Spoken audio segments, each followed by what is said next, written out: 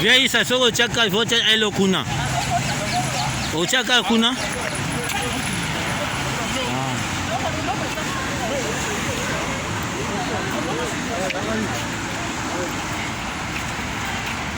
Haristo como.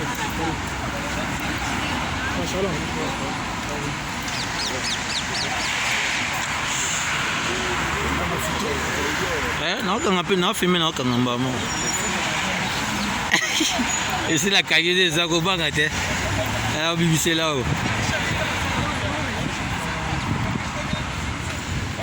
What is the upside down? It's like this? This one.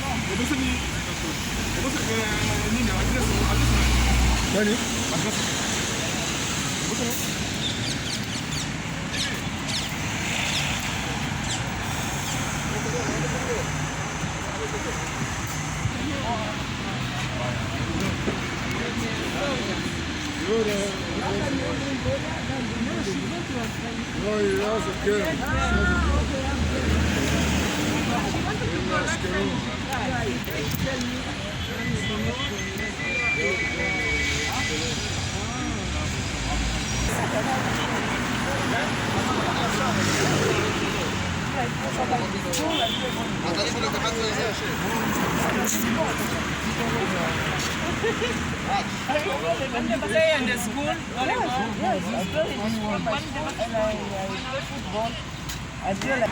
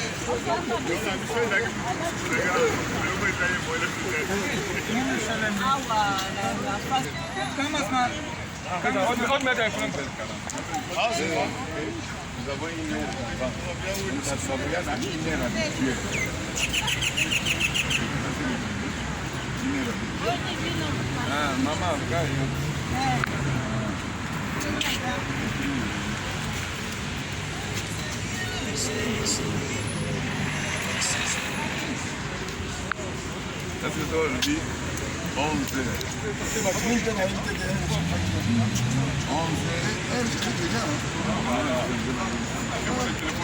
J'ai dit à 2h du matin.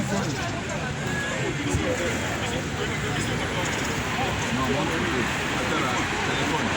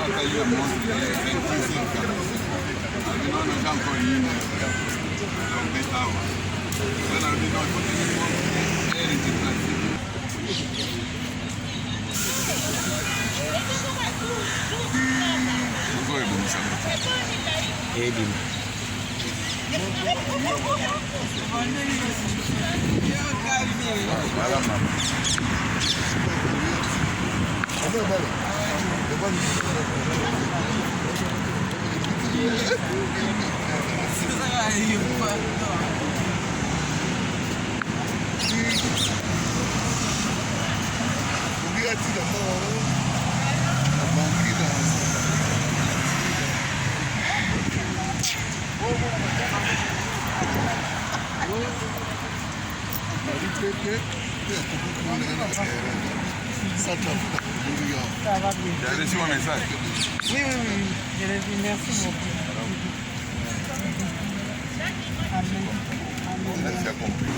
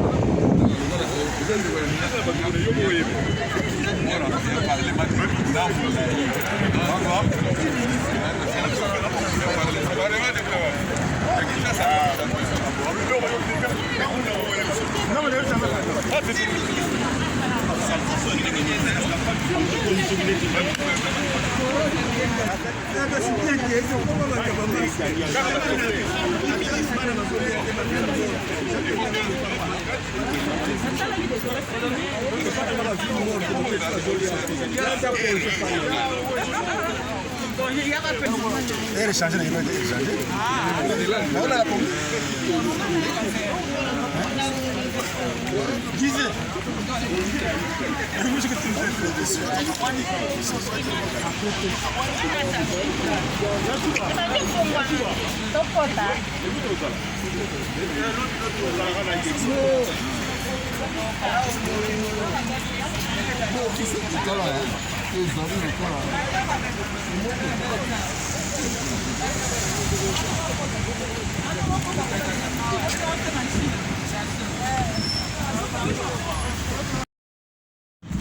C'est notre gardien, c'est notre pourvoyeur.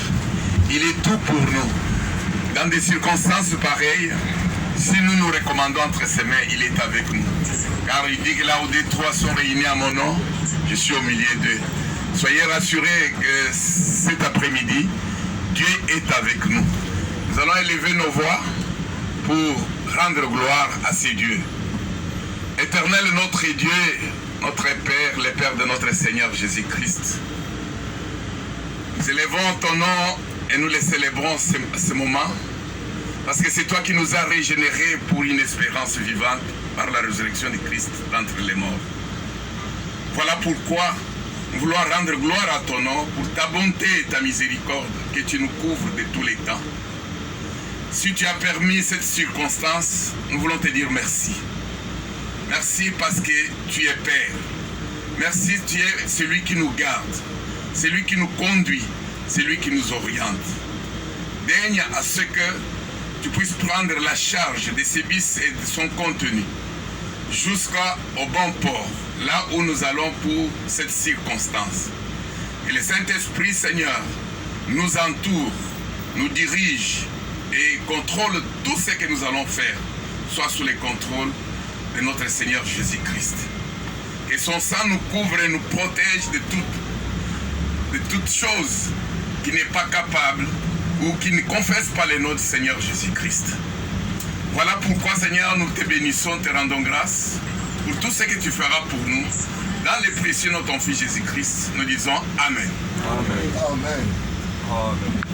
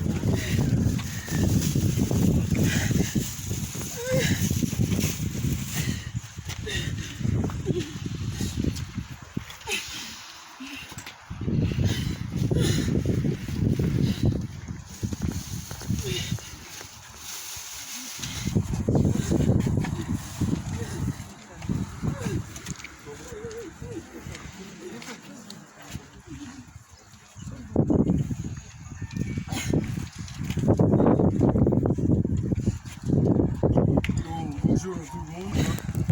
On va tirer la contribution à Congo.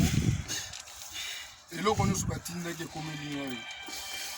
Maintenant, on sent la tour, il manque pas de l'autre, on a vu l'eau au Tindaki, on a vu l'eau au Tindaki, on a vu aussi ma bon transparence. Nous sommes quand ça a bon on a Tindaki, comme dit de comagité. Nous nous sommes Tindaki comme les grands au bien, l'aime c'est que nous sommes Tindaki. Qui donne Zambé à Bénissabino, après Sabino et Bélé, on a mis sur le salaire. Sans plus tarder, on a invité Pasteur Fleury à Pessa Sabino à Malimo.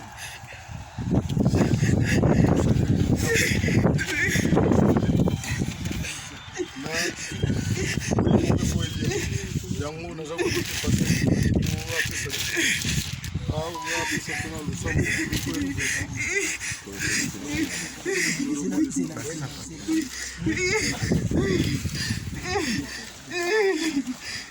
Amen. Amen. Nous bénissons Dieu pour ce moment combien merveilleux. Il a encore permis à ce que nous revenions dans ces lieux. Nous savions tous que nous avions perdu notre chair, sœur pour les autres, tante pour les uns, Philomenga pour certaines personnes.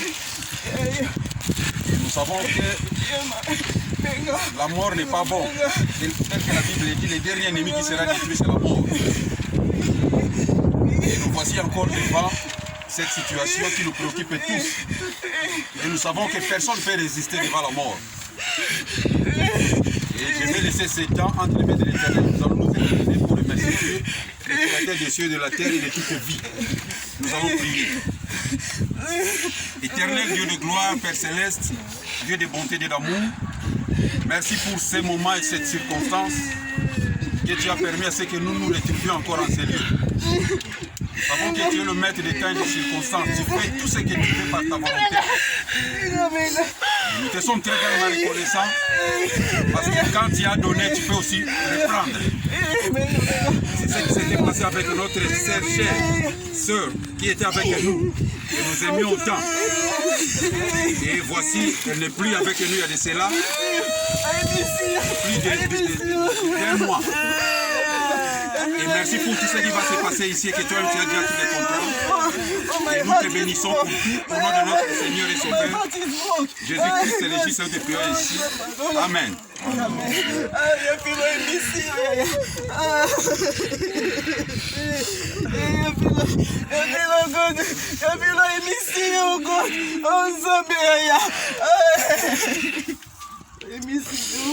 I miss you, my goodness. Oh, my heart is broke. My heart is broke, Yaya. My heart is broke. I miss you. I miss you. I miss you, Yaya. Je demanderai à ceux que nous gardions un peu un temps de silence pour écouter le sermon de Dieu que Dieu a prévu pour cet après-midi. Et nous savons tous que c'est un moment douloureux. Et il y a des fois dans le monde on dit laissez les morts enterrer leurs morts. Mais ça là, Jésus l'a dit dans un contexte tellement particulier. Et nous savons tous. Vous savez, quand nous allons dans les livres de Genèse, dans son chapitre 23, pardon, il y avait aussi Abraham qui avait perdu sa chère femme, Sarah. Mais Abraham, c'était à Canaan, au moment où Israël n'était pas encore, les enfants d'Israël n'avaient pas encore pris possession de Canaan. Et Abraham était en ce temps-là à Canaan, il avait perdu sa chère femme, Sarah. Et qu'est-ce qui s'était passé? Il avait demandé au roi qui était à l'époque, à ce qu'on lui octroie une portion de terre où il devrait ériger un sépulcre pour sa femme. Et qu'est-ce que les rois ainsi que ses fils ont dit à Abraham? Non, tu es un serviteur de Dieu, un homme qu'on respecte. Tu peux prendre la terre et ensevelir ta femme. Mais Abraham savait que ça ne pouvait pas se passer de la sorte qu'il ne pouvait pas prendre gratuitement la terre et mettre sa femme. Et je m'inquiète parce qu'il y a des anglophones qui sont que la situation pourrait être un peu difficile pour ceux-là. Mais d'emblée, on ne sait pas si quelqu'un pouvait interpréter pour que les anglophones aussi puissent avoir connaissance de ce qui se passe, ce qui se dit cet après-midi. Mais la parole de Dieu est tellement puissante, nous allons continuer et elle aura de l'impact. Et qu'est-ce qui s'était passé? Abraham a dit au roi ainsi que ses enfants, j'aimerais que je puisse payer ces lieux. Vous m'octroyez un champ avec mon argent que je vais octroyer ces champs. Et tellement il avait insisté et on lui avait donné à Abraham ces champs qui avaient un sépulcre. Et c'est dans ce sépulcre-là qu'il avait enseveli sa femme. Donc, dans ça là, qu'est-ce que je voulais dire? La mort est liée au sépulcre. Tel que nous sommes venus ce soir, devant le lieu où le tombeau, la place où nous avons enseveli notre chère sœur, avec qui on avait des étroites relations, avec qui on avait aimé autant. Il y a une relation entre la mort et les lieux où on place les morts. Vous savez, je vais encore ouvrir une parenthèse. Joseph, quand il était encore en Égypte, Joseph fut un grand homme en Égypte, bien qu'il était en prison. Après que Dieu lui a révélé tout ce qu'il lui a révélé, il était devenu un homme puissant. Mais Israël, dans l'esclavage en Égypte, qu'est-ce que Joseph avait dit? Il avait dit, le jour où vous rentrerez dans le pays, je vous exhorte que Dieu a déjà prévu que vous seriez libres. Et vous allez amener mes os, là où vous alliez, en Israël, à Canaan. Et vous allez m'enterrer dignement. Pourquoi il avait dit ça? Parce que la mort et le lieu où on enterre la mort est étroitement lié. Amen. Hein? C'est étroitement lié. De ce lieu-là où nous avons mis ceux qui nous ont été chers, ceux qui nous ont, avec qui nous avions partagé des moments très très importants. Mais ce qui est vrai, c'est quoi? La Bible dit, le dernier ennemi qui sera détruit, c'est la mort. La mort n'est pas notre ami. La mort, c'est un ennemi. La mort, c'est, la Bible dit, il sera le dernier à être détruit parce qu'il cause des désolations à les familles. il y a des gens qui sont restés des orphelins. Il y avait des gens qui avaient plein de projets et plein d'ambitions. Mais quand la mort vient, tout s'écroule sur le champ. Et la mort emporte tout ce que vous avez dans votre vie, les plans et les projets de votre vie. Et ce qui s'est passé, c'est quoi? C'est la mort qui sera le dernier à être détruit. Quand nous allons dans la parole de Dieu, je ne veux pas réellement peut-être lire la parole de Dieu, aller dans le verset, dans le livre de 2 Timothée, chapitre 3 au verset 16. 2 Timothée 3 au verset 16. Je vais lire au nom de Jésus-Christ. Le livre de 2 Timothée 3 au verset 16. La Bible dit: toute écriture est inspirée de Dieu et utile pour enseigner, pour convaincre, pour corriger, pour instruire dans la justice. Au verset 17. Afin que l'homme de Dieu soit accompli et propre à tout bonheur. La Bible nous rappelle ici que tout ce qui est sorti de la bouche de Dieu et tout ce qui est écrit sur la Bible, c'est une inspiration de Dieu. Ce n'est pas la parole des hommes. Elle est utile pour que nous soyons enseignés premièrement. La parole de Dieu nous a été apportée pour que nous soyons enseignés. Pour que nous soyons convaincus de cette parole et cette parole puisse nous corriger. Dans de pareilles situations, mes bien-aimés, ce n'est pas donné à tout le monde. Il faut que nous mettons en première position la parole de Dieu et voir dans de pareilles situations qu'est-ce que nous devons faire. Si nous sommes devant la mort, au sein de sa propre famille, au sein de notre propre famille, nous l'avions oublié. Mais elle nous revient souvent. Elle nous revient souvent. Parce que dans ce monde, comme la Bible, le livre de l'Ecclésiaste dit, quand quelqu'un est mort, il n'a plus de souvenirs. Sa mémoire est oubliée.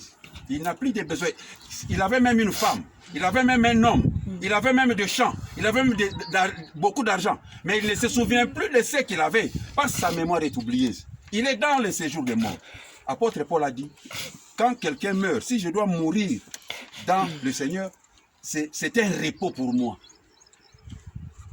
Pourquoi il a dit c'est un repos? Dans la vie, il faut que nous arrivions à amener notre vie le jour où nous allons mourir, que nous constations ces moments-là comme notre repos. Et c'est là avec qui on a vécu ensemble. Quand même ils auront la douleur de ne pas supporter ces chocs, mais ils vont se sentir que la personne est partie en repos. C'est comme quelqu'un qui dort. C'est la raison pour laquelle la Bible nous a rappelé ici que toute écriture est utile. Toute écriture est inspirée de Dieu. Laquelle est inspirée de Dieu? Ce n'est pas le Kwaku, ce n'est pas le Figaro, ce n'est pas le Jeune Afrique. C'est la parole de Dieu. Le Jeune Afrique n'est pas inspiré. Le Jeune Afrique, l'Afrique ou bien le Figaro, ce n'est pas la parole de Dieu. Mais la Bible est l'inspiration de Dieu. Toute écriture est inspirée de Dieu. Elle est utile. De Genèse 1 à Apocalypse 22, 23. Elle est utile pour nous. Je n'enseigne pas la mort. Mais moi, je vais par contre enseigner la vie. Parce que celui qui nous a appelés à la vie. Quand même, il est passé par la mort pour nous dire que la mort n'est qu'un passage. Mais si vous me suivez, vous ferez ce que moi j'ai fait. Donc, vous ressusciterez un jour. Le jour où je serai de retour. Donc, de nous aussi, c'est de la même manière. Vous savez, il y a un homme qui voulait, Dieu a envoyé un messager à un roi Ézéchias dans l'Ancien Testament. Et ce roi-là, il avait beaucoup fait pour Dieu. Qu'est-ce qui s'est passé pour le roi? Dieu a envoyé un messager pour le roi, il lui dit, va dans ta maison, prépare-toi, mange et bois, parce que tu vas mourir. Le roi était touché, il est rentré en lui-même. C'est une adresse où, quand quelqu'un vient ici, c'est un lieu très sobre, c'est un lieu où, très solitaire. Vous allez regarder à gauche, vous allez regarder à droite. Il n'y a personne qui va même vous sourire, il n'y a personne qui va même vous saluer. C'est un lieu où tout le monde se sent dans son coin. Il n'y a même pas de relations de voisinage. Tout le monde, même on te laisse des centimètres entre vous deux, mais personne ne va saluer l'autre. Parce que dans ce système, il n'y a personne qui va se sentir en vie, qui va avoir des souvenirs, qui va se sentir même qu'il est au cimetière. Nous sommes encore en vie. Il est grand temps. Il est grand temps que nous puissions nous souvenir que nous sommes en vie. Nous avons toute l'opportunité et tous les pouvoirs de pouvoir regarder devant et de pouvoir faire mieux, afin que quand ce jour-là va nous arriver, nous ne soyons pas comme ceux-là qui ont perdu le temps à ne pas préparer l'air après la mort. Mais c'est quoi? Beaucoup ont eu ces privilèges. N'ont pas eu ces privilèges de pouvoir venir au cimetière. On enseigne souvent des gens dans des églises. Et dans des églises, pour qu'on vous montre une pierre pareille, on va vous parler de la mort. Répentez-vous, répentez-vous, répentez-vous. Mais aujourd'hui, nous vivons cela en live. Nous sommes dans un cimetière et que nous voyons la finalité de l'humanité, d'un homme. Un homme est né, il a grandi et il va finir dans cette situation. Mais nous avons beaucoup plus de privilèges et nous avons beaucoup plus les capacités et l'intelligence de pouvoir orienter notre vie. Seul Jésus peut nous conduire dans la vie. Seul Jésus peut nous amener dans la vie éternelle. Et celui qui a accepté Jésus, comme Jésus a dit, celui qui vient à moi, je suis le chemin, la vérité et la vie. Celui qui me suit, il aura la vie. Et cette vie, ce n'est pas ici seulement sur terre, mais jusque dans l'éternité. Amen, hein? Amen. Donc cette vie ne va pas s'arrêter seulement dans la tombe, mais ça va nous accompagner juste dans l'éternité. Dans le livre de Matthieu 3, je vous épargne tous ces versets, je vais tout simplement paraphraser cela. Dans le livre de Matthieu, chapitre 6, pardon. Dans le verset 33, si je ne me trompe pas. Quand la Bible nous dit, cherchez premièrement le royaume et la justice de Dieu, et toutes choses vous seront données par-dessus. Il y a des fois, nous prenons ces versets comme un slogan. Quand on dit, cherchez premièrement,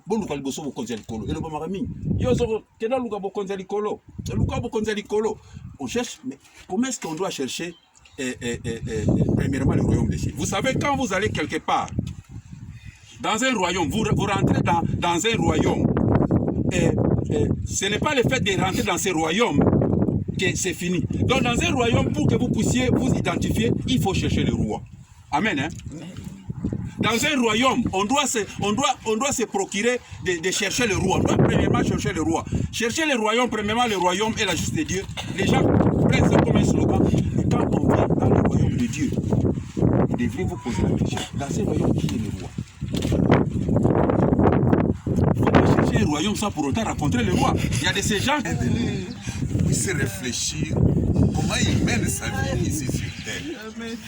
Et qu'il viendra un jour où chacun doit pouvoir répondre de ses œuvres devant l'Éternel. Donc l'état est venu où vous devez vous confier à Dieu. Vous devez chercher Jésus-Christ, comme l'a dit l'orateur. Parce que ne vous contentez pas du corps que vous avez. Contentez-vous de la vie d'au-delà. Quand Christ viendra, toi tu seras où? Je pense que ce moment est important.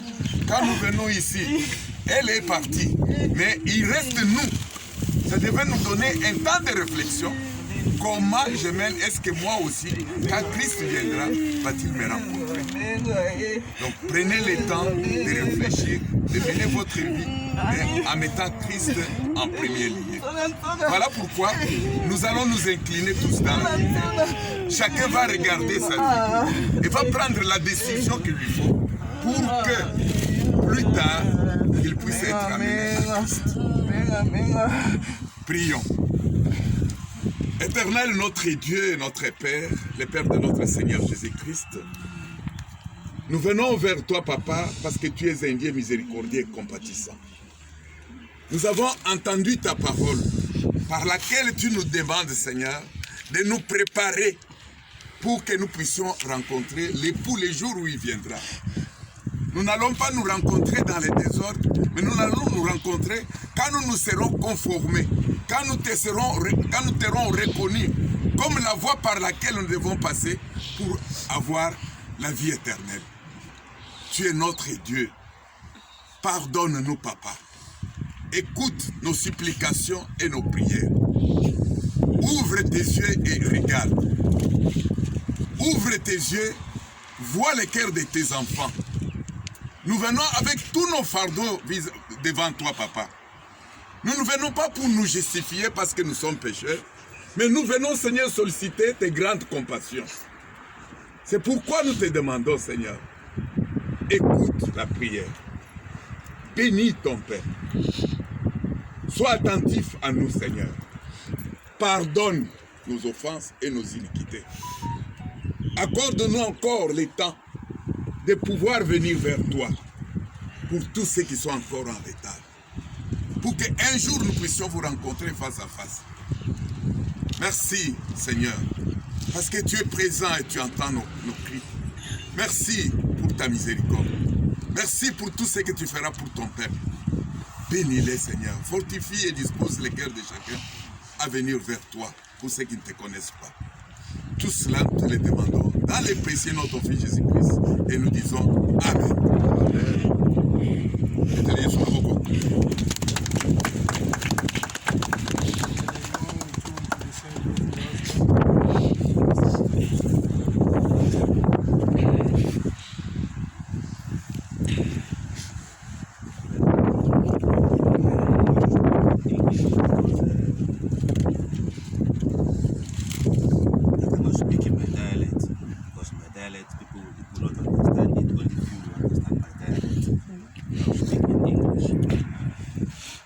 Je parle en anglais parce que je ne peux pas parler dans mon dialecte.